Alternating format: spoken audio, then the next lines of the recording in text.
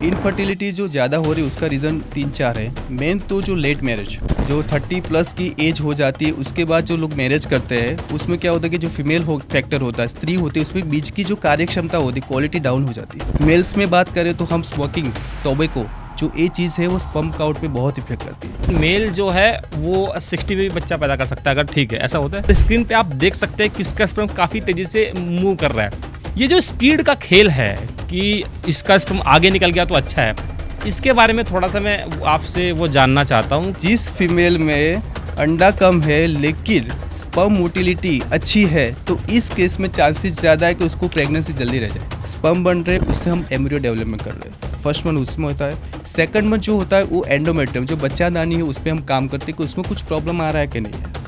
और third month है उसमें क्या करते हैं, जो एम्ब्रियो डेवलपमेंट किया है, जो दीवार अच्छी बनाई है उसमें हम एम्ब्रियो ट्रांसफ़र करते हैं। आईवीएफ की प्रोसेस में कोई भी हॉस्पिटलाइजेशन करने की ज़रूरत नहीं थी। लोग 2 महीने 3 महीने हॉस्पिटल में रखते, ऐसा कुछ वॉश करने के बाद जो अच्छे सब स्पर्म होते हैं अलग हो जाते हैं, जो ख़राब क्वालिटी के होते हैं वो अलग हो जाते हैं। जैसे कि एक महिला है और उसका पहला बच्चा नॉर्मल डिलीवरी से हो गया, सेकंड उसमें आईवीएफ हो सकता है। अगर किसी ने आईवीएफ से पहला बच्चा किया और वो चाहता है कि नेक्स्ट अगर उसकी प्रेगनेंसी हो वो नेचुरल हो, पॉसिबल है?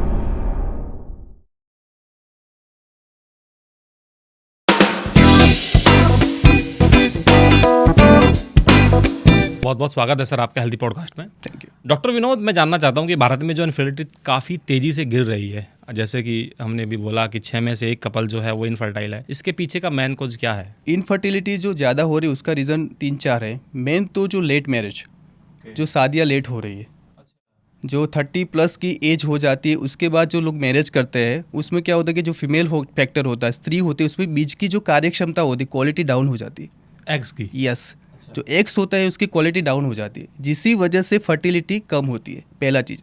दूसरा चीज़, लाइफस्टाइल की बात करें हम तो अभी की ज़िंदगी में लोग स्ट्रेस बहुत ज़्यादा ले रहे हैं, साथ साथ में खाना पीने में बहुत ध्यान नहीं रख रहे, कभी भी कुछ भी खा रहे हैं, कभी भी सो रहे हैं, फास्ट फूड ज़्यादा ले रहे हैं। मेल्स में बात करें तो हम स्मोकिंग, टोबैको जो ये चीज़ है वो स्पर्म काउंट पे बहुत इफेक्ट करती है। तो ये चीज़ जो है लोग ध्यान नहीं दे रहे, जिसकी वजह से फर्टिलिटी रेट कम होता जा रहा है और इनफर्टिलिटी दिन दिन बढ़ती जा रही है। अच्छा, मैंने ना एक गायनेकोलॉजिस्ट से सुना था कि क्या होता है मेल और फीमेल में, खास करके फीमेल को लेकर के उन्होंने फोकस किया था कि फीमेल जो है जब पैदा होती है ना तो एक नंबर ऑफ एग्स के साथ में पैदा होती है। Yes, right. जिससे कि जैसे जैसे उसकी उम्र बढ़ती रहती है एग्स की क्वालिटी, एग्स की जो संख्या वो कम होती रहती है। लेकिन मेल जो है वो 60 में भी बच्चा पैदा कर सकता है अगर ठीक है, ऐसा होता है? यस, उसमें एक रीज़न ये सर्वे हुआ था कि जो फीमेल होता है उस पर जब पैदा होता है उससे उसका एक्स जो होता है संख्या निश्चित हो जाती है और जैसे जैसे एज बढ़ती है तो डाउन हो जाती है। लेकिन मेल में ऐसा कुछ स्टडी नहीं हुआ है, लेकिन उसमें जो स्पर्म काउंट होते हैं, मोटिलिटी और मॉर्फोलॉजी है वो 45 से 50 एज के बाद ही थोड़ा डाउन होती, इतना भी डाउन नहीं हो रही, जिसकी वजह से अभी जो फीमेल फैक्टर है वो मेल फैक्टर से बहुत प्रोमिनेंट काम कर रहा है। इनफर्टिलिटी की बात करें तो अभी एक न्यूज़ मैंने देखी थी, सोशल मीडिया पे बहुत ज़्यादा वायरल थी। वर्ल्ड की सबसे पहली sperm race I think US Texas में उसको कराया गया था, जिसमें कि उनका मेन पर्पज़ ही यही था कि एक जागरूकता पैदा की जाए ऑल ओवर द वर्ल्ड की फर्टिलिटी काउंट जो है खास करके मेल्स में इतना तेज़ी से डाउन हो रहा है कि आप सोच नहीं सकते हैं। और यहाँ तक कि उसको आई थिंक $1 मिलियन के आसपास की उसको फंडिंग भी हुई थी। तो स्पर्म रेस मतलब उन्होंने पूरा क्या किया था, एक सेटअप तैयार किया था, अच्छे अच्छे माइक्रोस्कोप उसमें लगाए गए थे और स्क्रीन पे आप देख सकते हैं किसका स्पर्म काफ़ी तेज़ी से मूव कर रहा है। ये जो स्पीड का खेल है कि इसका स्पर्म आगे निकल गया तो अच्छा है, इसके बारे में थोड़ा सा मैं आपसे वो जानना चाहता हूँ कि रेस से कैसे ये सुनिश्चित किया जाए कि इस इंसान का स्पर्म अच्छा है, दूसरे का अच्छा नहीं है। जो सीमेन एनालिसिस करते हैं स्पर्म का, जो हम अनुसंधान मतलब जो परीक्षण करते हैं उसमें 3 चीज़ देखते हैं। जैसे कि उसमें काउंट हो गया है, कितने काउंट है। दूसरी चीज़ होती है मोटिलिटी, कितने मोटाइल स्पर्म है। तीसरी चीज़ होती है मॉर्फोलॉजी। ये 3 चीज़ पे इफेक्ट करता है कि पुरुष में जो सीमेन है उसका एनालिसिस, उसका रिपोर्ट कैसा है। मोटिलिटी का मतलब कितना तेजी से मूव कर रहा है। यस, कितना मोबाइल है, मतलब कितना मोटिलिटी है उसकी। जितना मोबाइल होगा उसकी प्रेगनेंसी जल्दी रहेगी। जिस फीमेल में अंडा कम है लेकिन स्पर्म मोटिलिटी अच्छी है तो इस केस में चांसेस ज़्यादा है कि उसको प्रेगनेंसी जल्दी रह जाए। लेकिन जब काउंट कम हो गए, साथ साथ में मोटिलिटी ज़्यादा होगा, तो मोटिलिटी ये जो वन फैक्टर है जो अपने को कंसीव करने के लिए बहुत इंपॉर्टेंट रोल करता है। तो आप क्या कहना मतलब लोगों को क्या एक टिप्स आप देना चाहेंगे, खास करके मेल्स के बारे में पूछ रहा हूँ मैं, कि जो उनकी मोटिलिटी है स्पर्म की वो अच्छी रहे, हेल्दी रहे, और क्या काम उनको जीवन से अपने हटा देने चाहिए जिसका सीधा इम्पैक्ट उनके फर्टिलिटी पे पड़ता है, स्पर्म पे पड़ता है? तो सीमेन में जो मोटिलिटी है वो 3-4 चीज़ों पे इफ़ेक्ट करता है। जैसे कि जो पुरुष होता है वो स्मोकिंग करता है, दूसरा होगा ड्रिंकिंग, टोबैको चूइंग, लाइफस्टाइल में जैसे कि स्ट्रेस ज़्यादा लेना, फ्रूट्स कम खाना, जैसे कि ग्रीन लीफी वेजिटेबल्स है, फ्रूट्स कम लेते हैं। जो कपल है, जो पुरुष है, उसमें मोटिलिटी कम हो जाती है। तो ऐसे जो कपल है, ऐसे पुरुष है, उसमें खास करके फ्रूट्स ज़्यादा लेना चाहिए, टोबैको है, स्मोकिंग कम करना चाहिए और हेल्दी लाइफस्टाइल जीनी चाहिए। ओके। इन सब के बीच में जो एक सॉल्यूशन के साथ उभर के आता है और उसमें आपकी एक्सपर्टीज़ भी है, जैसे आईवीएफ हम लोग बोलते हैं, और आजकल तो देखा जा रहा है कि हर जगह बहुत सारे सेंटर्स जो है वो खुल रहे हैं। तो वो लोग जो आईवीएफ से फेमिलियर नहीं हैं, उससे उससे उनकी अच्छी जान पहचान नहीं है, तो आप आईवीएफ को किस तरीके से एक्सप्लेन करेंगे? ओके, आईवीएफ मतलब इन विट्रो फर्टिलाइजेशन। उसमें हम क्या करते हैं कि जैसे फीमेल का एग्स लेते हैं, हस्बैंड का शुक्राणु लेते हैं, उसका जो मिलन करवा के हम बच्चा जो गर्भ होता है उसको लेबोरेटरी में हम बनाते हैं, उसको हम आईवीएफ बोलते हैं। तो आईवीएफ इस कपल के लिए वरदान रूप होता है कि जिसको लॉन्ग टाइम पे इनफर्टिलिटी, जैसे कि 10 साल हो गया, 15 साल हो गया, 20 साल हो गया, जिसके प्रेगनेंसी नहीं ठहर रही है, जिसमें हस्बैंड में शुक्राणु नील काउंट है, तीसरी चीज़ अंडे की क्वालिटी अच्छी नहीं, अंडे कम बन रहे हैं, जिसका एंडोमेट्रियम, जिसकी दीवार अच्छी नहीं है, जिसका बच्चादानी अच्छी नहीं, इस केस में आईवीएफ एक वरदान रूप हो सकता है।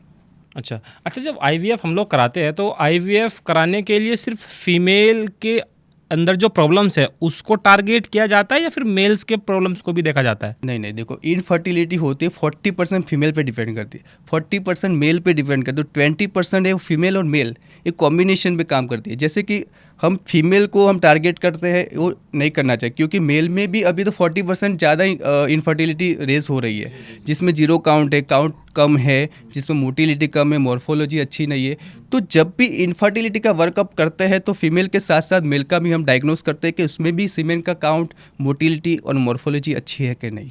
ओके, तो क्या लगता है आपको कितना अभी वर्तमान में कितना सक्सेस रेट है आईवीएफ का? आईवीएफ का अभी जो बात करें तो ऑल ओवर ग्लोबली 60 to 70% का जो सिनारियो बता रहा है कि 60 to 70% तक हम आईवीएफ में सक्सेस ले सकते हैं। आपने अभी तक कितने आईवीएफ लगभग कर दिए होंगे जो एकदम सक्सेस 100% हुआ? ओके, अभी हमने टोटल मिला के 10,000 प्लस प्रेगनेंसी हमने दी है। उसमें से जो आईवीएफ है 5,000 प्लस आईवीएफ कंसीव बेबी है, हमने उनको अभी बेबी दिया हुआ है। मतलब 5,000 बच्चे? यस। ओके, जो आईवीएफ से कंसीव हुए। क्या कुछ ऐसी कुछ कहानी या फिर ऐसा कोई किस्सा आपका लगता है कि जो आपको लगा कि हाँ मैंने ये कर दिखाया है जो कोई नहीं कर सकता? तो डॉक्टर विनोद ने कुछ ऐसा किस्सा, कुछ ऐसी कहानी है आपके पास? यस, मेरे पास एक पेशेंट की मैं कहानी बताना चाहूँगा कि जिसको 10 आईवीएफ फेल था। आप सुन के परेशान हो गए कि 10 आईवीएफ वाला पेशेंट, आप नहीं मानोगे, गुजरात में जाके आए, राजस्थान में, बॉम्बे, लखनऊ, सब जगह पे जाके आए, लेकिन उसको आईवीएफ करवाने के बाद भी रिजल्ट नहीं मिला। तो हमने क्या किया था, पूरा मेल और फीमेल दोनों को डायग्नोस किया कि दोनों में कहाँ पे प्रॉब्लम आ रहा है। जैसे कि फीमेल में उसको प्रॉब्लम आ रहा है तो उसकी जो एक्स क्वालिटी अच्छी नहीं थी उसको इम्प्रूव किया हमने, साथ साथ में स्पर्म काउंट अच्छे नहीं तो स्पर्म काउंट की जो क्वालिटी वो इंक्रीज़ की। उसके बाद हमने बच्चा एम्ब्रियो बनाया, उसके बाद हमने एम्ब्रियो ट्रांसफ़र किया तो हमने उसको फर्स्ट ट्रायल में रिजल्ट दिया। तो जो 10 आईवीएफ फेल हुआ था उसको फर्स्ट ट्रायल में हमने रिजल्ट दिया, वो हमारे लिए सबसे बेहतर और बड़ी चीज़ हो सकती है। कितना समय लगता है वैसे एक आईवीएफ प्रोसेस पूरा, मतलब A to Z तक जाने के लिए कितना समय लगता है? नॉर्मली क्या होता है कि सेंटर वाइज वेरिएशन होता है, कभी सेंटर 2 मंथ लेते हैं, कभी सेंटर 3 मंथ लेते हैं। जो हमारा सेंटर है 3 मंथ लेता है, क्योंकि जो फर्स्ट मंथ होता है हम एम्ब्रियो डेवलपमेंट करते हैं, जो एक्स बन रहे, स्पर्म बन रहे, उससे हम एम्ब्रियो डेवलपमेंट कर रहे हैं, फर्स्ट मंथ उसमें होता है। सेकंड मंथ जो होता है वो एंडोमेट्रियम, जो बच्चादानी है, उस पर हम काम करते हैं कि उसमें कुछ प्रॉब्लम आ रहा है कि नहीं है। और थर्ड मंथ है, उसमें क्या करते हैं, जो एम्ब्रियो डेवलपमेंट किया है, जो दीवार अच्छी बनाई है, उसमें हम एम्ब्रियो ट्रांसफ़र करते हैं। तो 3 महीने की हमारी जो आईवीएफ की प्रोसेस होती है, उसमें टोटल मिला के पेशेंट 8 से 10 विजिट होती है। टोटल जो फर्स्ट मंथ होता है उसमें 3 से 4 विजिट होती है, दूसरे महीने में 1 विजिट होती है और थर्ड मंथ में 2 विजिट होती है। उसमें पेशेंट जो कपल है उसको कोई रुकावट नहीं होती, जब भी आता है कंसल्टेशन करता है, सोनोग्राफी करता है, रिपोर्ट करते हैं, वो निकल जाता है। तो आईवीएफ की प्रोसेस में कोई भी हॉस्पिटलाइजेशन करने की ज़रूरत नहीं थी। लोग 2 महीने 3 महीने हॉस्पिटल में रखते, ऐसा कुछ होता नहीं है आईवीएफ की प्रोसेस। ऐसी महिलाओं में खास करके आपको क्या लगता है कि किस टाइप के मतलब कुछ ऐसे कपल्स होते हैं जिनमें कि आईवीएफ करना बिल्कुल भी पॉसिबल नहीं हो पाता है, तो क्या कंडीशंस होती है जिनके अंतर्गत किसी भी महिला को या कपल्स को आईवीएफ पॉसिबल हो ही नहीं पाएगा? मतलब नॉर्मल ट्रीटमेंट की बात कर रहे हो ना? नहीं मतलब मैं वैसी बात कर रहा हूँ, जैसे कोई कपल्स ऐसा तो होगा जिसमें कि भाई इसमें तो हो ही नहीं सकता IVF। तो ऐसे कपल के जिसमें बच्चादानी, उसमें एंडोमेट्रियम जिसको परख बोलते हैं हम, उसका डेवलपमेंट नहीं हुआ था। जैसे कि टीबी हो गई, पेशेंट को प्रीवियस कोई ऐसी हिस्ट्री होती है कि जैसे ट्यूबरकुलोसिस हो गया, जिसमें एंडोमेट्रियम अच्छा नहीं बनता है, कि एक केस ऐसा हो गया। दूसरा केस के जिसमें बच्चादानी ही निकाल दी है, जिसे स्टेक्टोमी बोलते हैं, वो केस में हम क्या करना पड़ता है, सरोगेसी। लास्ट ऑप्शन जो सरोगेसी बोलता है, एक ऑप्शन ए है, दूसरा ऑप्शन एडॉप्शन है। तो सरोगेसी में क्या करते हैं कि जो एम्ब्रियो डेवलप करके दूसरी जो फीमेल होती है उसमें एम्ब्रियो ट्रांसफर करते हैं, जिसको हम सरोगेसी कहते हैं। और दूसरा ऑप्शन जो एडॉप्शन है, वो दूसरे का बच्चे लेना, जिसको हम एडॉप्शन कहते हैं। ये 2 ऑप्शन होते हैं जिसमें आईवीएफ पॉसिबल नहीं है, मतलब हो ही नहीं सकता किसी तरीके से। अच्छा, कितने आईवीएफ एक इंसान के अंदर हो सकते हैं लगभग, मिनिमम और मैक्सिमम? उसकी कोई लिमिट नहीं है। ऐसा उसके हेल्थ पे कोई इम्पैक्ट नहीं पड़ता? देखो, जो आईवीएफ की ट्रीटमेंट में हम हार्मोन यूज़ कर रहे हैं, तो हार्मोन जो हो रहा है वो पर्टिकुलरली ऑर्गन पे इफेक्ट कर रहा है। लेकिन जब हाई डोज जाएगा तो वो लीवर पे टॉक्सिक होगा और किडनी पे भी टॉक्सिक हो सकता है। लेकिन ऐसा अभी कुछ सच कोई स्टडी नहीं हुआ कि मैक्सिमम कितना हम आईवीएफ कर सकते हैं। आईयूआई की बात करें तो आईयूआई हम मैक्सिमम 6 आईयूआई तक कर सकते हैं। आईयूआई मतलब इंट्रा यूटेराइन इंसीमिनेशन। उसमें हम क्या करते हैं कि जो हस्बैंड का सीमेन होता है उसको हम यूट्रस, जो गर्भाशय बच्चेदानी फीमेल की होती है, उसमें हम इंट्रोड्यूस करते हैं, जिसको हम आईयूआई कहते हैं। तो हम 6 आईयूआई तक हम ट्रायल में ले सकते हैं। दोनों में क्या डिफरेंस है, आईयूआई और आईवीएफ में? आईयूआई किसको बोलते हैं कि जिसमें हस्बैंड का जो सीमेन अच्छा नहीं होता है, काउंट अच्छा नहीं होता है, जिसकी मोटिलिटी अच्छी नहीं होती, उसको हम वॉश करते हैं लेबोरेटरी में। आज पॉसिबल होता है? यस। वॉश करने के बाद में क्या वॉश करने के बाद जो अच्छे स्पर्म होते हैं अलग हो जाते हैं, जो खराब क्वालिटी के होते हैं वो अलग हो जाते हैं। तो अच्छे जो भी स्पर्म है उसको हम कैथेटर में रखते, आईयूआई करते, जो फीमेल होती है, फीमेल की जो एंडोमेट्रियम जो दीवार होती है उसमें रखते हैं, जिसको हम आईयूआई कहते हैं। मतलब ऐसा नहीं होता कि जैसे मेल्स में जितने भी स्पर्म है, सारे स्पर्म में तो खराब ही होंगे या अच्छे होंगे? उनमें अच्छे भी होंगे, बुरे भी होंगे? यस। तो आईयूआई एक ऐसी प्रोसेस है जिसमें अच्छे वाले स्पर्म अलग करते हैं और जो खराब बेड क्वालिटी के जो स्पर्म है उसको हम अलग करते हैं। ओके, तो क्या आपको लगता है कि जैसे कि एक महिला है और उसका पहला बच्चा नॉर्मल डिलीवरी से हो गया, सेकंड उसमें आईवीएफ हो सकता है? 100% हो सकता है। और अगर किसी ने आईवीएफ से पहला बच्चा किया और वो चाहता है कि नेक्स्ट अगर उसकी प्रेगनेंसी हो वो नेचुरल हो, पॉसिबल है? यस, पॉसिबल, वो भी पॉसिबल। डिपेंड करता है कॉज कैसा है। जैसे कि अंडाशय जो है उसमें एग्स कम बन रहा है तो पॉसिबल नहीं है कि दूसरी बार वो नेचुरल कंसीव करे।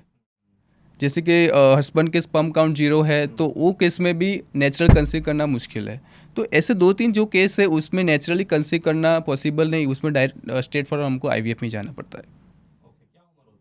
उम्र अभी जो गवर्नमेंट के रूल्स बताए उसमें 48 एज तक हम आईवीएफ कर सकते, उसके बाद हम आईवीएफ नहीं कर सकते। अच्छा, उसके बाद आईवीएफ नहीं कर सकते। क्या कोई लीगल क्या प्रोसीजर है, कुछ मतलब बताना चाहेंगे कि अगर कोई कपल्स जो है आईवीएफ कराने के लिए जा रहा हो तो क्या उनको मतलब किन बातों की जागरूकता होनी चाहिए कि जब भी वो आईवीएफ के किसी सेंटर पे जाए तो वो इन सब चीज़ों को, इन सब पैरामीटर्स को लगभग पहले एक बार देख ले, उसके बाद ही किसी भी सेंटर से आईवीएफ कराए? फर्स्ट ऑफ ऑल थे जब भी कपल आईवीएफ सेंटर में जाता है तो आईवीएफ जो भी सेंटर है वो ART2 क्लिनिक रजिस्टर है कि नहीं। ART2 क्लिनिक मतलब क्या? मतलब असिस्टेड रिप्रोडक्ट टेक्नोलॉजी, उसका लेवल 2 टाइप का रजिस्ट्रेशन होता है, उसमें ही आईवीएफ होता है। तो आईवीएफ जहाँ पे सेंटर है वहाँ पे रजिस्टर हुआ है कि नहीं वो पहले अपने को जानना चाहिए, वहाँ भी आईवीएफ करवाना चाहिए, पहली चीज़। दूसरी चीज़, जब भी कपल आईवीएफ करवाने के लिए जाता है तो उसका जो आधार कार्ड है, वो जो आइडेंटिटी कार्ड है, यूएस कार्ड, वो ज़रूरी है। कभी अभी सब डेटा गवर्नमेंट के पास जाता है कि आईवीएफ कितने हो रहा है, कितना मिसकंसेप्शन हो रहा है, साथ साथ में कितने डिलीवरी हो रहे हैं, कितना मेल आ रहा है, कितने फीमेल आ रहा है, वो सब डिटेल गवर्नमेंट के पास जाती है। तो आधार कार्ड नेसेसरी है दोनों हस्बैंड और वाइफ का, जब भी आईवीएफ की ट्रीटमेंट स्टार्ट करवाते हो। ये सब चीज़ें आपके पास होना चाहिए। और कुछ लीगली ऐसे पेपर वर्क होता है? Yes, legally proper paper work में खास करके जब भी आईवीएफ स्टार्ट करते हैं तब जो भी एग्स लेते हैं, जब भी स्पर्म लेते हैं, उसकी परमिशन लेके हम करते हैं। जब भी एम्ब्रियो डेवलपमेंट करते हैं तो हस्बैंड वाइफ की परमिशन लेते हैं कि हम आपका एम्ब्रियो बनाने वाला है, दूसरे का एम्ब्रियो नहीं लेने वाले। सब साइन होती है, उसके बाद ही प्रोसेस आगे बढ़ती है। इससे तो वो मूवी मुझे याद आ रही है गुड न्यूज़ वाली, जो अक्षय कुमार और आई थिंक दिलजीत दोसांझ हैं उसमें। वो क्या है, वो IUI था कि IVF था उनका उस वाली मूवी में? वो IUI था। अच्छा, वो IUI था। तो ऐसे हो सकता है, मतलब चेंज हो सकता है? देखो अभी करने वाले तो सब लोग कुछ भी करते हैं, लेकिन लीगली ये नहीं करना चाहिए, क्योंकि एक हस्बैंड का जब भी स्पर्म लेते हैं और जो फीमेल होती है उसका जो भी एग्स लेते हैं, तो फ्यूचर में कभी भी जो कपल है वो DNA टेस्टिंग के लिए जा सकता है। तो कोई भी सेंटर जो है IVF चला रहा है तो उसको ये मिक्सिंग जो एम्ब्रियो करते हैं, सीमेन मिक्सिंग करते हैं, वो नहीं करना चाहिए, क्योंकि लीगली सीमेन मिक्सिंग का मतलब क्या होता है? अच्छे से सीमेन मिक्सिंग में मतलब क्या होता है कि जब हस्बैंड के काउंट 0 होते हैं। अच्छा, उसमें होता ही नहीं है? हाँ, तो हस्बैंड का काउंट 0 होते हैं तो हस्बैंड की परमिशन के बदले ही दूसरे का सीमेन लगा के वो एम्ब्रियो डेवलप करते हैं, तो ये चीज़ नहीं करनी चाहिए। तो जो बच्चा होगा वो उसका नहीं होगा जिसका है? तो जो 0 काउंट होते हैं इसके लिए भी टेक्नोलॉजी है कि हम उसमें से जो 0 काउंट वाले पेशेंट के अपने ही स्पर्म से IVF करते हैं। एक मिनट, किसी मेल का मान लीजिए उसमें स्पर्म है ही नहीं, एकदम 0 है, ना ही तो मोटिलिटी है ना काउंट है, कुछ नहीं है, उसके बाद भी IVF के थ्रू उसका खुद का DNA का बच्चा पैदा हो सकता है? इसको थोड़ा सा अच्छे से समझाइए एक बार। जिसको नील काउंट होते हैं, जिसको काउंट 0 होते हैं, तो उसका 2 रीज़न होता है। एक तो जो नीचे हम बोलते हैं टेस्टिस के साथ एक नली जाती है, उसमें प्रॉब्लम है का तो टेस्टिस में प्रॉब्लम है, तो पहले हम फिजिकल एग्जामिनेशन करते हैं और ब्लड रिपोर्ट करवाते हैं, उससे डायग्नोस करते हैं कि टेस्टिस में प्रॉब्लम है कि वो जाने वाली नली में प्रॉब्लम है। जैसे कि नली में प्रॉब्लम होगी, नली ब्लॉक होगी, तो टेस्टिस में तो स्पर्म प्रोडक्शन होता ही होगा। तो हम क्या करते हैं, एनेस्थीसिया दे के वो टेस्टिस है उसमें सुई की मदद से स्पर्म निकालते हैं, जिसको हम टेसा कहते हैं, टेस्टिकुलर स्पर्म एस्पिरेशन, जिसमें हम स्पर्म रिट्रीवल करते हैं, दूसरी टाइप जो फीमेल होती है उसका एग्स लेते हैं, उसका मिलन करवा के एम्ब्रियो डेवलपमेंट करते हैं। तो अभी जो एडवांस टेक्नोलॉजी है उसमें टेसा हो गया है, माइक्रो टेसा हो गया है, अभी लोग जो एडवांस IVF सेंटर है वो लोग अभी कर रहे हैं। तो जब आप IVF के लिए स्पर्म वो लेते हैं तो इसी प्रोसीजर से आप लेते हैं? यस, जिसको 0 काउंट होते हैं उसमें हम टेसा, माइक्रो टेसा जैसे एडवांस टेक्नोलॉजी हम यूज़ करते हैं। जो मास्टरबेशन लोग करते हैं अक्सर, तो जो मास्टरबेशन में जो स्पर्म आता है वो काम का नहीं होता IVF में? यस, जो सीमेन में काउंट मोटिलिटी अच्छी है तो उसका ही हम स्पर्म यूज़ करते हैं, लेकिन 0 काउंट जिसको होते हैं इस पेशेंट में हम टेस्टिस में से शुक्राणु लेते हैं। ओके, आप समझे, जैसे कि 0 काउंट होगा तो हम सीमेन में तो शुक्राणु आने वाले नहीं है, अच्छा, हाँ, नहीं आएगा, है ना। तो हम क्या करना पड़ता है, जहाँ भी प्रोडक्शन हो रहा है, जैसे कि टेस्टिस में प्रोडक्शन हो रहा है तो उसमें सुई लगा के हम एनेस्थीसिया पेशेंट को देके पेन जिसी वजह से ना हो वो शुक्राणु को लेते हैं। वो जो फीमेल होती है कुछ नहीं होता, थोड़ा सा हाँ पेन जैसा होता है जिस दिन हमने प्रोसेस की उस दिन, उसके बाद वो रूटीन काम कर सकते हैं। जैसे कि हम नस में से ब्लड निकालते हैं, सेम चीज़ ऐसी ही है, तो कोई पेन एब्सेस फॉर्मेशन होना ऐसा कुछ प्रॉब्लम नहीं आता है। अच्छा, ये मेल्स को क्या करना चाहिए जो ये घर पे है, और कैसे ये चेक करे कि उसका स्पर्म काउंट ठीक है कि नहीं है? क्योंकि देखिए क्या होता है ना, ये अब इस तरह की चीज़ें होती हैं ना, तो थोड़ा सा आदमी के अंदर एक, खास करके हमारी इंडियन सोसाइटी में एक शर्म महसूस होती है कि यार ये बच्चा पैदा नहीं कर सकता, लेकिन उसको पता है कि उसमें ये प्रॉब्लम है, पर वो खुद से क्या उसको करना चाहिए जिससे कि उसको पता चल सके कि उसका स्पर्म काउंट कितना है कितना नहीं है? देखो ऐसे जो मेल है उसमें खास लेबोरेटरी में स्पीमेन का एनालिसिस करवाना चाहिए, तो हमको ये पता चल सकता है उसका काउंट कैसा है, मोटिलिटी कैसी है, मोर्फोलॉजी पता है। तो एक ही यही फैक्टर है कि सीमेन एनालिसिस कराओ, ऐसे बिना तो हमको पता ही नहीं चलेगा कि सीमेन में जो स्पर्म काउंट है कि नहीं। तो खास जो लेबोरेटरी और जो IVF सेंटर जिसमें सीमेन का एनालिसिस होता है वहाँ पे जाकर सीमेन का टेस्ट करवाना चाहिए। ओके, ये जो एक मूवी आई थी ना इनका, जिसमें वो अपना डोनेट करता है स्पर्म, विकी डोनर, तो ऐसे डोनेट हो सकता है? अब यस, डोनर जब मेल फैक्टर रेडी होता है कि मेरे को डोनर से ही स्पर्म से ही IVF करना है, कहते जो भी ट्रीटमेंट करवानी है, तो इस केस में डोनर IUI अर्थात डोनर IVF हो सकता है।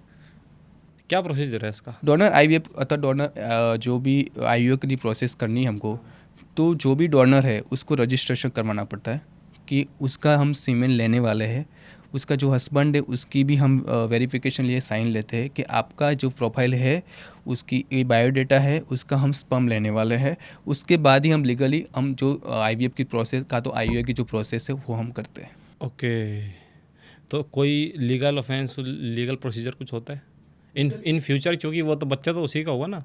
यस, लीगली जो हमने हस्बैंड की ऑलरेडी साइन ले ली है कि अब दूसरे डोनर का ही हम स्पर्म लेने वाले हैं, तो कोई लीगली कोई इश्यू नहीं आता इस बारे में। अच्छा, ये बताइए कि बहुत सारे जो आईवीएफ सेंटर्स होते हैं, बहुत जैसे कि हमने बात किया अभी, जो फ्रॉड इंटरचेंज कर देते हैं, इसका उसमें लगा देते हैं, आपने कहा मिस मैच कर देते हैं, मतलब मिक्स कर देते हैं एक दूसरे में। क्या आईवीएफ में क्या क्या फ्रॉड होते हैं जो कि आम इंसान उनसे अनजान है, उनको पता नहीं है? देखो, लोगों को पहले यही नहीं पता होती कि आईवीएफ क्या होता है और आईओ क्या होता है ना। तो जब आईवीएफ सेंटर में कपल जाता है आईवीएफ करवाने के लिए, तो कभी कभी क्या होता है कि खाली जो हस्बैंड का सीमेन होता है उसको फीमेल में डाल देते हैं, जिसको आईओ कहते हैं। तो पेशेंट को लगा कि आईवीएफ किया है, लेकिन वास्तव में वो आईओ करते हैं, अच्छा, है ना। तो ये पेशेंट को पता नहीं चला, लेकिन पेशेंट को एक जिम्मेदारी है कि पूरा प्रोसेस समझे, क्या होता है आईयूआई, क्या होता है आईवीएफ, क्या होता है, उसके बाद ही आगे बढ़ना चाहिए। तो मतलब और इसके अलावा क्या क्या ऐसी चीज़ें होती है, उसको पता कैसे ये चले कि ये स्पर्म जो है वो मेरा ही है या किसी और का तो नहीं कर दिया, या फिर जो प्रोसीजर आईवीएफ के थ्रू डॉक्टर्स करते हैं वो अच्छे से लीगली रूप से ठीक किया है कि नहीं किया है? कभी ऐसा ना हो जाए कि कुछ इस तरीके की अंदर चेंजिंग हो जाए, कभी वो माँ ना बन सके या वो पिता ना बन सके। तो फ्रॉड किस हद तक, जैसे कि अभी क्या हुआ था, आपने भी सुना होगा, जो कानपुर में खबर आई थी हेयर ट्रांसप्लांट को लेकर के, एक इंजीनियर्स की मौत हो गई थी जस्ट बिकॉज कि जो हेयर ट्रांसप्लांट सर्जन था वो था ही नहीं डर्मेटोलॉजिस्ट, ठीक है ना, और उन्होंने वो इक्विपमेंट, वो पूरा प्रोसीजर फॉलो ही नहीं किया था, जिसकी वजह से इतनी स्वेलिंग उसके मतलब चेहरे पे आ गई और बाद में जो है उसकी मौत हो गई। तो बहुत सारा, क्योंकि हेयर ट्रांसप्लांट भी आजकल ये बहुत ज़्यादा हो रहा है, तो फ्रॉड भी इनमें अच्छे खासे होते हैं।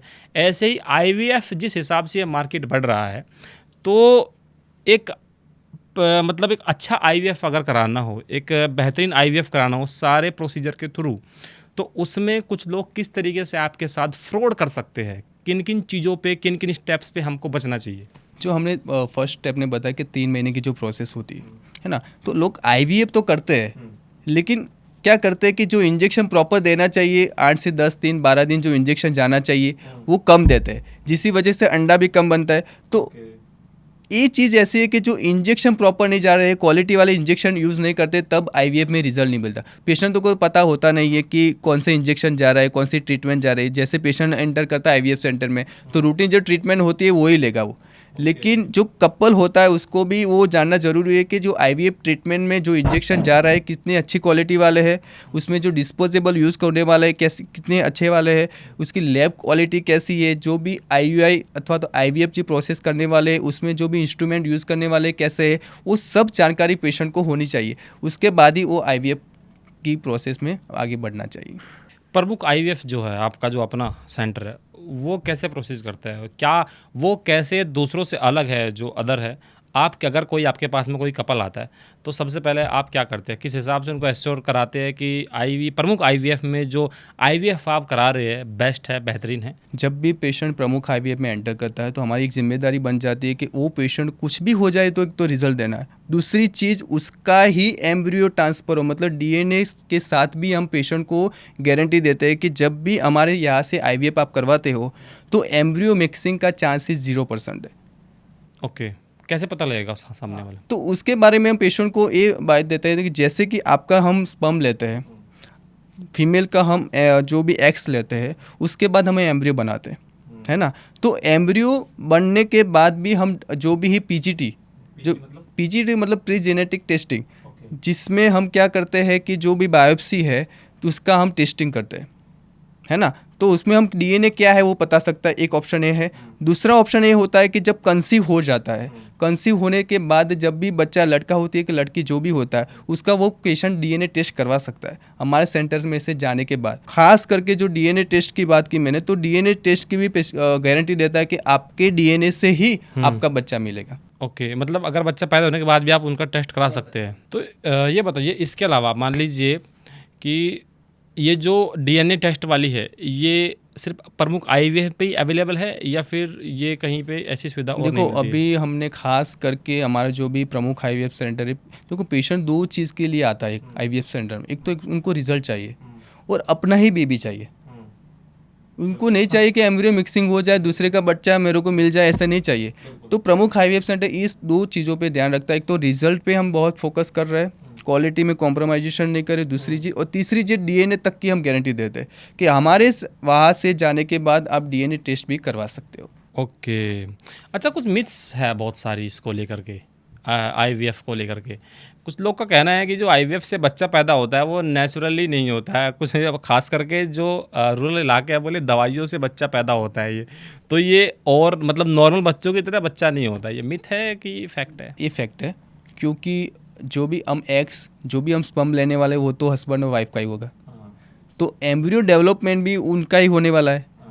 तो जो इंजेक्शन जा रहे हैं वो एग्स को डेवलप करने के लिए जा रहे हैं, बच्चा तो वही होगा नेचुरली, जैसे कंसीव होता है ऐसे ही सेम आईवीएफ में कंसीव होता है, मतलब उसमें कोई डाउटफुल नहीं है। जैसे आईवीएफ में बेबी कंसीव होता है ऐसा ही नेचुरली होता है। अच्छा, अगर मान लीजिए कि क्या होता है कि खासकर इंडिया में ऐसा होता है कि किसी कपल्स को जो है 2 लड़कियां होगी, 3 लड़कियां होगी और उसको लड़का होने के चांसेस अगली बार भी नहीं पता है कि नहीं है।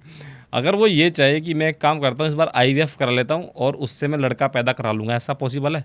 देखो, अभी ऐसी बहुत स्टडी हुई है कि जिसमें कि आईवीएफ कंसीव के बाद मेल का डोमिनेंसी ज़्यादा हो जाता है, लेकिन प्रूफ स्टडी नहीं कि 100% आप आईवीएफ करवाओगे तो लड़का ही होगा।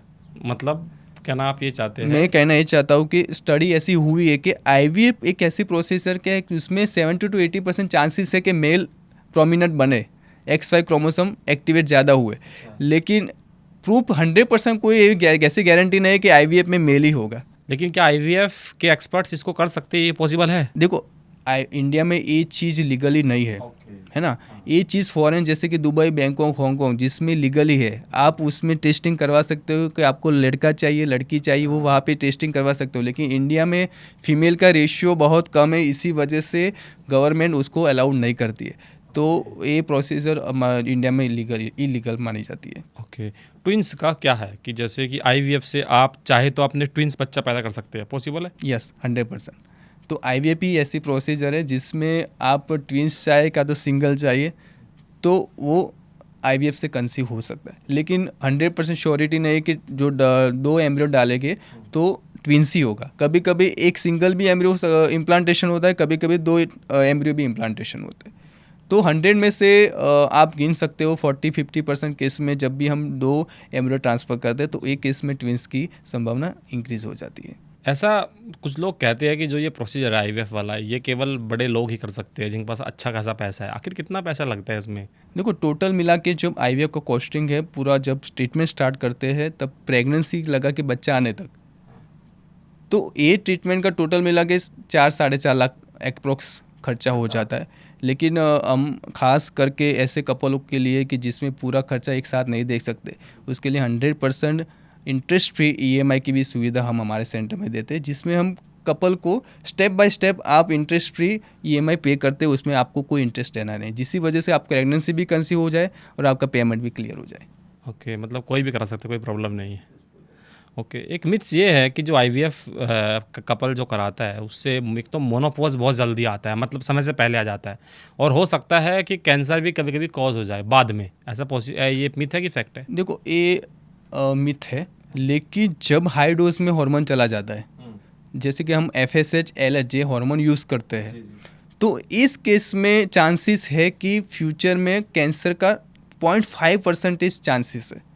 जब आप ज़्यादा डोज का? यस, जब हार्मोन ज़्यादा डोज में देते हैं, जैसे कि LH और FSH, वो क्या करते हैं कि जो अंडाशय ओवरी होता है उसमें डिस्टर्बेंस कर देता है, तो उस केस में चांसेस है कि वो कैंसर बढ़े, लेकिन उसका भी चांसेस 0.5% से ज़्यादा नहीं है। ओके, तो मतलब ये चांसेस है, लेकिन उस केस में जब आपका हाई डोज आपके पास हो। यस, हाई डोज हार्मोन जब जाते हैं उस केस में शक्यता बहुत बढ़ जाती है। इसके अलावा और क्या लगता है आपको, क्योंकि आप तो बहुत सारे पेशेंट्स को मतलब फेस करते हैं, बहुत सारी क्वेरी उनकी तरफ से आपके सामने आती होंगी, आपको क्या लगता है इस आईवीएफ के रिगार्डिंग और क्या मिथ्स और क्या क्वेरीज जो है वो अक्सर पेशेंट्स के ये मन में होती है जो आम लोगों को खास करके नहीं पता है? देखो, आपने जो पहले ही बात की कि जो नेचुरली जो कंसीव होता है सेम वैसा ही होता है कि आईवीएफ में अलग हो, एक चीज़ ये हो गई। दूसरी चीज़ के लड़का हो कि लड़की, ये कॉमन क्वेश्चन है कि आईवीएफ के हमको लड़का ही चाहिए, लेकिन ऐसा कुछ नहीं होता है। दूसरी चीज़ हो गई, और ख़ास करके आईवीएफ अब अभी जैसे कि लॉन्ग टाइम इनफर्टिलिटी वाले पेशेंट है 5 साल 10 साल 15 साल, तो ऐसा होगा कि अभी कपल ज़्यादा टाइम वेट नहीं करते, आईवीएफ करवा देते और प्रेगनेंसी कंसीव कर देते। डॉक्टर विनोद, थोड़ा मार्केट साइज को लेकर के बातें करते हैं। आईवीएफ का जो मार्केट साइज है ऑल ओवर इंडिया, आपको फिलहाल क्या लगता है कितना मार्केट साइज या बिजनेस जो है आईवीएफ का बढ़ रहा है इंडिया में? ओके, अभी जब एक सर्वे हुआ था कि 6 कपल है, उसमें से एक कपल जो है इनफर्टाइल है। तो नॉर्मली जैसे हम 100% देखते हैं, तो उसमें से 15 से 20 पेशेंट ऐसे है उसको हम आईवीएफ करवाना ही पड़ता है, जिसमें किसी में तो काउंट 0 होता है, किसी में एक्स क्वालिटी अच्छी नहीं होती, किसी का जो हम एंडोमेट्रियम जो परख बोलते हैं वो अच्छी नहीं होती। तो ऐसे केस में हमको आईवीएफ करना ही पड़ता है। तो 100 में से 15 से 20% ऐसे केस आते हैं कि हमको आईवीएफ करना मतलब करना ही पड़ता है।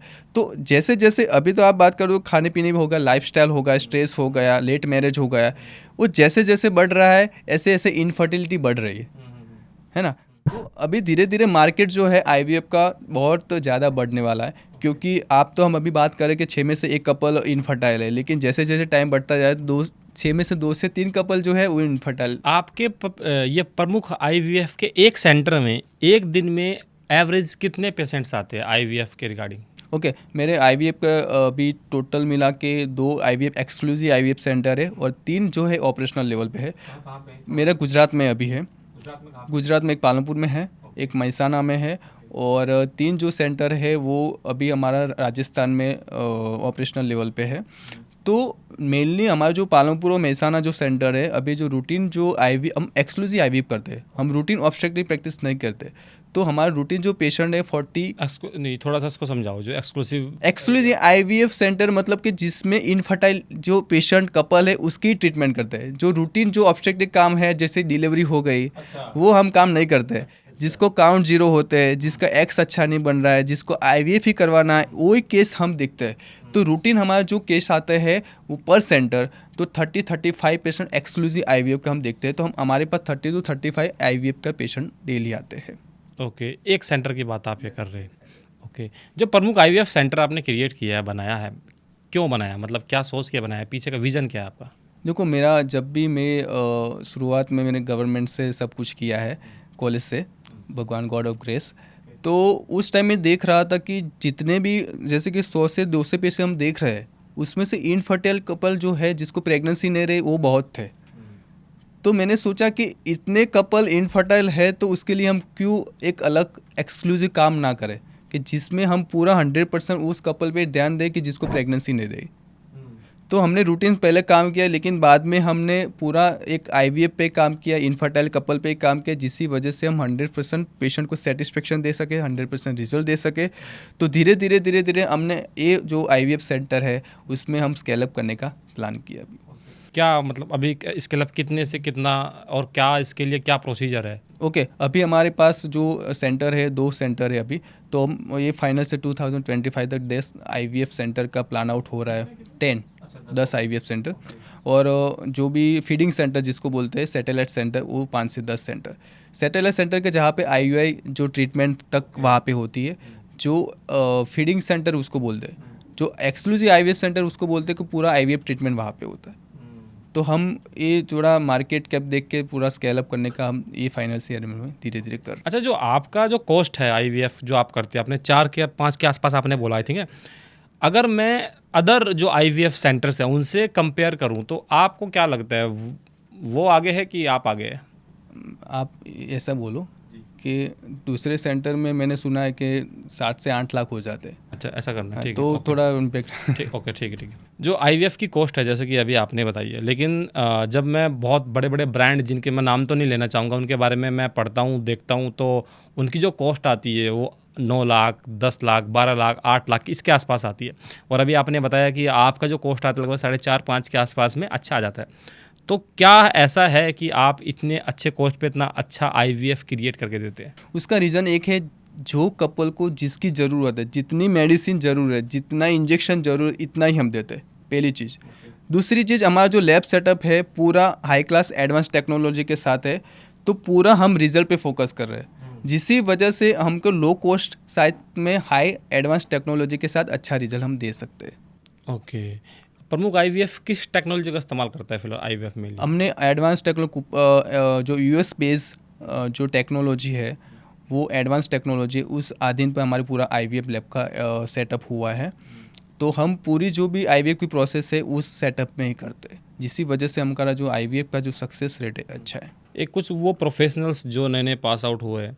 अच्छा, सबसे पहले मैं ये जानना चाहता हूँ, ये सवाल पूछने से पहले, कि IVF कौन से डॉक्टर बन सकते हैं? जो गायनोकोलॉजिस्ट होते हैं वही बनते हैं? देखो उसमें हाँ यस, जो गायनेकोलॉजिस्ट होते हैं उसके बाद उन्होंने इनफर्टिलिटी जो IVF में 3 साल का एक्सपीरियंस चाहिए। अच्छा, अलग से होता है? यस, जिसको बोलो fellowship in reproductive medicine FRM। Okay. तो 3 साल का एक्सपीरियंस है, साथ साथ में जो अमुक जो नंबर ऑफ पिकअप जो बोलते हैं, ट्रांसफ़र बोलते हैं, वो करा हुआ है उसने, तभी वो IVF सेंटर में काम कर सकता है।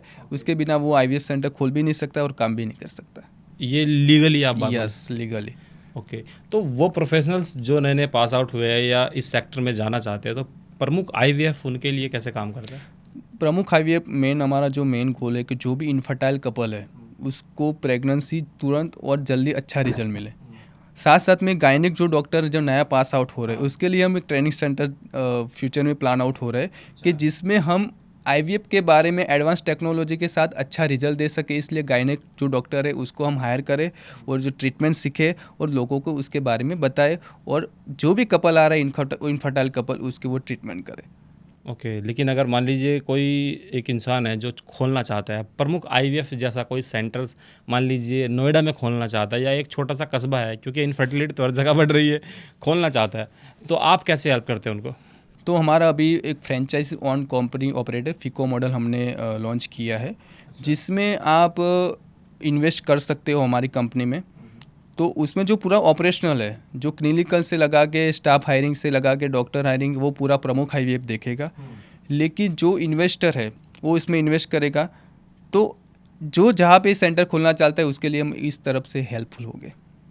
अच्छा, लेकिन क्या सिर्फ जो गायनोकोलॉजिस्ट जो डॉक्टर है जो IVF में जाना चाहता है वही प्रमुख IVF का सेंटर खोल सकता है, या फिर कोई एक ऐसा इंसान जिसके पास में मतलब कोई बिजनेसमैन इंसान है, लेकिन वो क्या करना चाहता है, वो एक अच्छा IVF एक्सपर्ट को जो है वो हायर करके एक सेंटर खोलना चाहता है, वो खोल सकता है? 100% हम प्रमुख IVF इसलिए है कि जिसमें हम ऑपरेशन पूरा हम देखेंगे।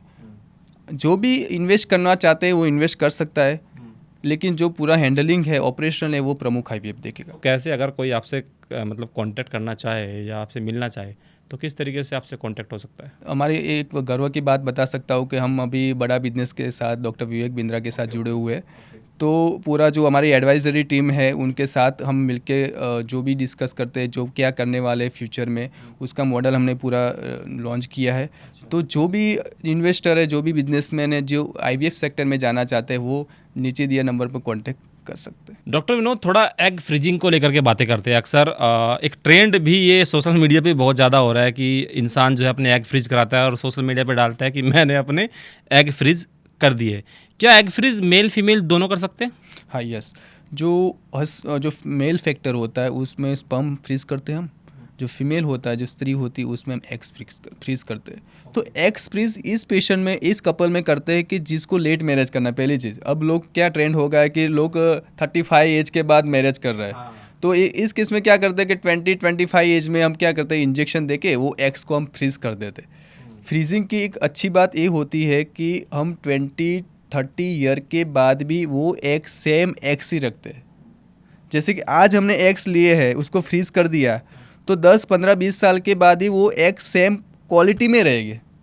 फ्रीज का जब जैसे हम सुनते हैं फ्रीज, मतलब उसको निकाल के किसी फ्रिज में रख देना, या फिर क्या करते हैं, अंदर ही फ्रीज होता है वो? जो एग्स फ्रीज मतलब क्या होता है कि फ्रीजिंग मटेरियल आता है, नाइट्रोजन, लिक्विड नाइट्रोजन, -198 डिग्री पे हमको वो एक कैन आता है, क्रायो कैन जिसको बोलते हैं हम, उसमें हम जो एग्स है जो फ्रीज करने वाले, उसमें -198 डिग्री पे उनको हम फ्रीज कर देते हैं, जिसको हम फ्रीजिंग ऑफ एग्स बोलते हैं, फ्रीजिंग ऑफ स्पर्म बोलते हैं, फ्रीजिंग ऑफ एम्ब्रियो बोलते हैं, है ना। तो एक क्रेन आता है, उसमें हम 10-15-20 साल तक वो सेम क्वालिटी में, हम क्वांटिटी में ये एम्ब्रियो को हम फ्रीज करते हैं।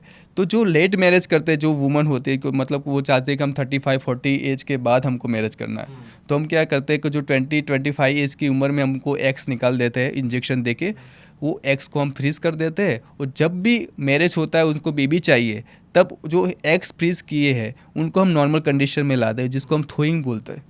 यस, थ्रोइंग बोलते हैं। तो एग्स को थ्रोइंग करके इसके नॉर्मल मूल पोजीशन में लाते हैं।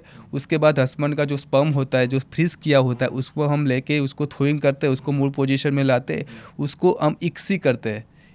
इक्सी मतलब कि जो स्पर्म है, जो एग्स है, तो एग्स को हम स्टेडी करके स्पर्म को एग्स के अंदर एंटर करते हैं, जिसको हम इक्सी कहते हैं, इंट्रासाइटोप्लाज्मिक स्पर्म इंजेक्शन। तो उसके बाद 5 दिन जो गर्भ होता है एम्ब्रियो, उसको डेवलप करवा देते हैं। उसको बाद हम एम्ब्रियो बनाते हैं और एम्ब्रियो को हम फ्रीज करते हैं। उसके बाद एम्ब्रियो हम ट्रांसफ़र करते हैं। अच्छा सर, एक बात बताइए, जैसे मान लीजिए फीमेल है, फीमेल ने क्या किया, 18 या 20 साल की उम्र में अपने एग्स को जो है अपने फ्रीज करा लिया, लेकिन जो मेल है उसने नहीं कराया है। अब क्या करते हैं कि जब उनकी उम्र लगभग 35 के आसपास मान लीजिए हो गई, उसने तो अपना एग जो है वो फ्रीज कराया हुआ है, बट मेल ने जो है वो नहीं कराया है।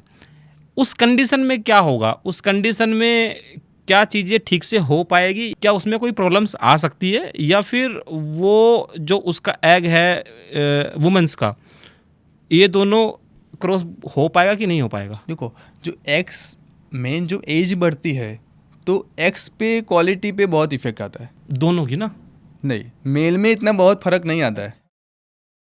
तो हम क्या करते हैं कि जब भी हस्बैंड का सीमेन लेना होता है, उसको 10, 15, 20 दिन अच्छी मेडिसिन, एंटीऑक्सीडेंट जिसको बोलते हैं, एंटीबायोटिक, और साथ में ये दवाई देने के बाद हम उसके बाद उसका सीमेन का एनालिसिस करते हैं। तो उसका जो काउंट मोटिलिटी होती है वो पहले से अच्छी हो जाती है। उसके बाद ही हम प्रोसेस में आगे बढ़ाते हैं।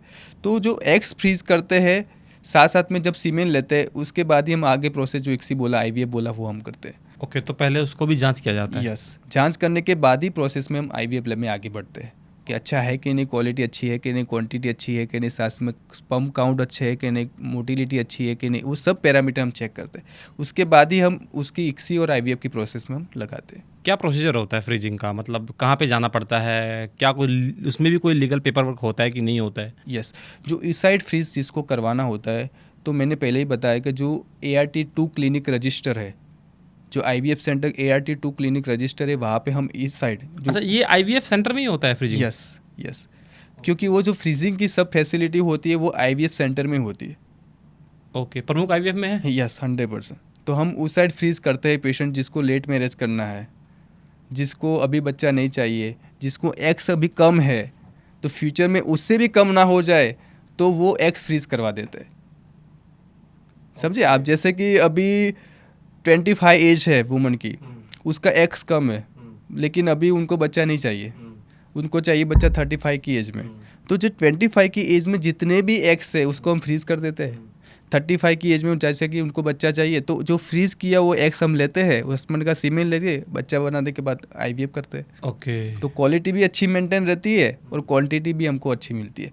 तो उसके बाद उसका एम्ब्रियो जो क्वालिटी पे इफेक्ट नहीं आता है। कितना खर्चा आता है फ्रीजिंग में? फ्रीजिंग का खर्चा जो पर सेंटर वेरिएशन होता है, अप्रोक्स 1 लाख से स्टार्ट होता है। 1 लाख क्या पूरा मतलब लाइफ टाइम का, 20-15 साल का, 5-6 साल का, या फिर हर साल का? जैसे कि कोई फीमेल का एक्स फ्रीज करवाना है, तो वुमन आती है, उसका एक्स फ्रीज स्टार्ट करते हैं। तो जो इंजेक्शन जाते हैं, इंजेक्शन का चार्जेस मैं बोल रहा हूँ, टोटल मिला के प्रोसेस का चार्ज एवरेज 1 लाख से स्टार्ट होकर 3 लाख तक आगे बढ़ता है। साथ साथ में जब पर ईयरली जो फ्रीजिंग का चार्ज है 15,000 है। जैसे कि ईयरली आपको वो रिन्यू करवाना रहता है, जैसे कि आज करवाया, मतलब ये कि आपकी जो जगह का जो रेंट है वो दे रहे हैं ना, यही तो होगा ना? यस, 15,000 रुपये सालाना। 15,000 साल। मेल्स फीमेल का सबका सेम होता है कि अलग अलग होता है? सेम होता है, लेकिन उसको निकालने के लिए जो प्रोसीजर होता है वो कॉस्टली होता है। यस। उसके बाद जब और मेल को अगर अपना फ्रीज कराना है, उसमें भी मतलब इंजेक्शन देने पड़ते हैं? नहीं, मेल में तो सीमेन, जैसे कि मास्टरबेट करने के बाद जो सीमेन देते हैं, उसमें से सीमेन का जो स्पर्म अच्छे होते हैं, वो निकाल लेते हैं, वो अच्छा करके उसके बाद फ्रीज करते थे। तो मेल का भी 15,000 रुपये सालाना? यस। अच्छा, ये जो करना मतलब नेचुरली ठीक है कि नहीं है? क्योंकि उनसे अब -1 कितने, -198 डिग्री पे जो बच्चा ठंडा रहेगा, तो वो बाद में जब उसको मतलब डाला जाएगा तो कोई प्रॉब्लम नहीं होगा? इसलिए मैंने बोला कि फ्रीजिंग के बाद हम थ्रोइंग करते हैं। फ्रीजिंग मतलब जो -198 डिग्री टेम्परेचर है, उसको नॉर्मल टेम्परेचर में लाते हैं, बॉडी का जो टेम्परेचर उस पर लाते हैं, उसके बाद ही ट्रांसफ़र करता है। तो वो इफेक्ट नहीं इतना कर। माइनस 198 पे क्यों रखा जाता है पीछे के reason क्योंकि क्या जो है उसका? कोई भी सेल होता है, कोई भी चीज़ सेल से बनी है, जैसे कि एम्ब्रियो है तो मेल का वो स्पर्म सेल होगा, फीमेल का सेल होगा। तो लिक्विड नाइट्रोजन क्या करता है, जो भी सेल है उसको क्रिस्टल में फॉर्मेशन कर देता है, इसीलिए वो डिवीज़न में नहीं जाते। कोई भी चीज़ को हम पूरा टेम्परेचर न्यूट्रिशन देंगे तो वो डिवीज़न में जाएगी। तो -198 डिग्री पर वो डिवीज़न नहीं होगा सेल का, ओके तो वहाँ पे वो चिपका रहेगा। जैसे कि उस साइड लिया तो उस साइड वहाँ पे ही चिपका रहेगा, वो डेवलप नहीं होगा आगे। तो वो क्रिस्टल फॉर्म में सेल को बना देता है, जिसकी वजह से वो आगे डिवीज़न ना हुए। अच्छा, समझ गए। ओके, मान लीजिए कोई कुंवारा है, मतलब जिसकी शादी नहीं हुई है, वो भी कर सकता है फ्रीजिंग? हाँ, करवा सकता है। लीगली जो भी डॉक्यूमेंटेशन बात की हमने कि कब करवाना है, क्यों करवाना है, सब हम उसकी लीगली डॉक्यूमेंटेशन लेते हैं। आपको क्यों करवाना है, उसके बाद हम कर सकते हैं, कोई प्रॉब्लम नहीं। हमने फ्रीज करा लिया अपने एग्स को, उस एग्स के जो हमारा अच्छा है, यंग एग्स है, हम 35 की एज में उससे एक बार ही प्रेगनेंसी ले सकते हैं या 2-3 बार ले सकते हैं? कभी कितनी बार, जितने भी एम्ब्रियो है उसके पे डिपेंड कर। जैसे कि 10 एम्ब्रियो है तो हम एक एम्ब्रियो ट्रांसफर में 2 एम्ब्रियो ट्रांसफ़र कर रहे हैं, तो 8 एम्ब्रियो तो उनके पास पेंडिंग रहेगा। तो हम जब भी उनका जैसे कि 5 साल 10 साल के बाद करवाना है प्रोसेस, हम फिर से करवा सकते हैं। डॉक्टर विनोद, अक्सर भी ये लोग बोलते हैं कि जो इस तरीके के जो एग्स होते हैं, जो फ्रीज होते हैं, उनसे हुआ जो बच्चा होता है वो ज़्यादा हेल्दी नहीं हो पाता है, अनहेल्दी हो जाता है अक्सर, मतलब उसकी तबीयत बहुत ज़्यादा ख़राब रहने लगती है, ऐसा होता है? नहीं, ऐसा कुछ कोई मेजर स्टडी नहीं हुआ कि जो बड़ी बड़ी स्टडी होती है जिसमें हमको पता चलता है कि ऐसा कुछ आता है कि नहीं। लेकिन मेजर ऐसा कुछ इतना रिस्क नहीं बताया गया है कि फ्रीजिंग करने के बाद जब भी एम्ब्रियो ट्रांसफ़र करते हैं, जब भी आईवीएफ करते हैं, तो उसमें कुछ बच्चे पे दिक्कत आती है। ऐसा कोई मेजर स्टडी नहीं हुआ है। माइनर स्टडी होती है जिसमें थोड़ी थोड़ी दिक्कत तो कुछ नॉर्मल में भी आती है, जैसे आईवीएफ में भी आती है। लेकिन ऐसा कोई मेजर स्टडी नहीं है कि आप थंब रूल बता सकते हैं कि ऐसा ही होगा। ओके। अच्छा, एक बात मेरे दिमाग में हो रही है, वो ये कि जैसे किसी इंसान ने अपना एग को फ्रीज कर लिया है, मेल फीमेल कोई भी हो सकता है या दोनों भी हो सकते हैं। अब हमने जो फ्रीज किया है, अब उसके बाद वो उस वाले एग से एक ही बार प्रेग्नेंट होगी या मल्टी बार प्रेगनेंसी कंसीव कर सकती है? एक फ्रीज के साथ जब एम्ब्रियो हम बनाते हैं तो एम्ब्रियो कितने हैं उस पर डिपेंड करता है। जैसे कि कुछ कपल में 3 ही एम्ब्रियो होते हैं, कुछ कपल में 5 एम्ब्रियो बनते हैं, कुछ कपल में 10 एम्ब्रियो बनते हैं। तो जैसे कि हम प्रोसेस वाइज एक आईवीएफ करते हैं, उसमें 2 एम्ब्रियो रखते हैं, तो जिस कपल में 10 एम्ब्रियो है तो 8 एम्ब्रियो तो पेंडिंग रहेंगे। तो वो कपल जब भी दूसरी बार 5, 10, 15 साल के बाद भी प्रेगनेंसी कंसीव करना चाहते हैं, तो वो हम एम्ब्रियो जो होते हैं वो फ्रीज करके हमारी लेबोरेटरी में रखते हैं। तो वो फिर से वो जो इंजेक्शन देने के बाद जो प्रोसेस करनी पड़ती है वो फिर से नहीं करनी पड़ती है, डायरेक्ट ट्रांसफ़र करना होता है। तो वो पूरा टाइम भी बच जाता है और फ्यूचर में प्रेगनेंसी कभी भी प्लान करनी है वो तो हम एम्ब्रियो ट्रांसफ़र कर सकते हैं। फ्रीजिंग का ही बड़ा फ़ायदा है। अच्छा, तो ये आपने बोला मेल फीमेल का कंबाइन करके एक एम्ब्रियो आप बनाते हैं, वो रखते हैं। बट मेरा कहने का मतलब ये था कि सिंगल है, मान लीजिए कि एक वुमेन है, शादी नहीं हुई है, शादी से पहले उन्होंने अपने एग को फ्रीज किया, उसके बाद वो उस वाले एग जो उसने फ्रीज किया है अपना, अब उसकी शादी हो गई है मान लीजिए 35 की एज में, उसके बाद वो उससे कितनी बार प्रेगनेंसी कंसीव कर सकती है? प्रेगनेंसी कंसीव, देखो मैं वही बताना चाहता हूँ कि जितने एग्स है उतनी बार वो आईवीएफ की प्रोसेस में आगे बढ़ सकते हैं। अच्छा, ओके। जैसे कि 10 एग्स है, उसमें से अच्छे वाले एम्ब्रियो जो होते हैं 2-3 बनते हैं, तो वो एक का तो 2 ही बार मतलब कंसीव हो सकती है ना। तो डिपेंड करता है कितने एग्स है, कितने एम्ब्रियो बन रहे हैं उससे। सक्सेस रेट क्या होता है इसका, फ्रीजिंग एग का, जो प्रेगनेंसी का? फिर अभी क्या होता है कि जो पहले लोग फ्रेश एम्ब्रियो ट्रांसफ़र करते थे, लेकिन अभी जो एडवांस टेक्नोलॉजी बता रही है कि आपको फ्रीजिंग करना चाहिए, मतलब एफईटी बोलता है। एफईटी में जो आईवीएफ का जो रिज़ल्ट है वो फ्रेश एम्ब्रियो ट्रांसफ़र से अच्छा है। तो फ्रीज एम्ब्रियो जो ट्रांसफ़र होता है वो सब लोग अभी वो कर रहे हैं। तो फ्रीजिंग वाला जो प्रोसेस है उससे रिज़ल्ट भी अच्छा मिल रहा है। और जब भी पेशेंट चाहता है कि मेरे को 3-4 महीने के बाद आईवीएफ करवाने के बाद एम्ब्रियो ट्रांसफ़र करना है, तो वो करवा सकता है। So thank you so much doctor Vinod, आपका हेल्दी पॉडकास्ट में आने के लिए बहुत बहुत धन्यवाद आपका। और आपके लिए सबसे बड़ी बात ये कि जब भी आप आईवीएफ कराने के लिए जाए तो सबसे पहले आप कुछ बातों को ध्यान दें जो कि डॉक्टर विनोद ने अभी आपको बताया है कि आईवीएफ कराने से पहले आपको किन किन चीज़ों का ध्यान रखना चाहिए। और सबसे बड़ी बात ये कि जिस तरीके से कानपुर में जो हादसा हुआ है हेयर ट्रांसप्लांट का, ऐसे ही अगर आप आईवीएफ कराने जाए तो पहले देखिए कि आप आईवीएफ करा किससे रहे हैं। बल्कि मैं तो कहूँगा कि आप प्रमुख आईवीएफ से कराएं, क्योंकि प्रमुख आईवीएफ में आपको यहाँ तक की गारंटी मिलती है कि जो बच्चा होने वाला है वो आप ही के डीएनए का है। क्योंकि अधिकतर जो ऐसे भी सेंटर्स होते हैं जिनमें कि जो आपका स्पर्म होता है, आपके जो अंडाणु होते हैं, उसको मिक्स कर दिया जाता है, किसी का किसी को लगा दिया जाता है, तो आपको पता ही नहीं रहता कि आपका बच्चा है भी कि नहीं है।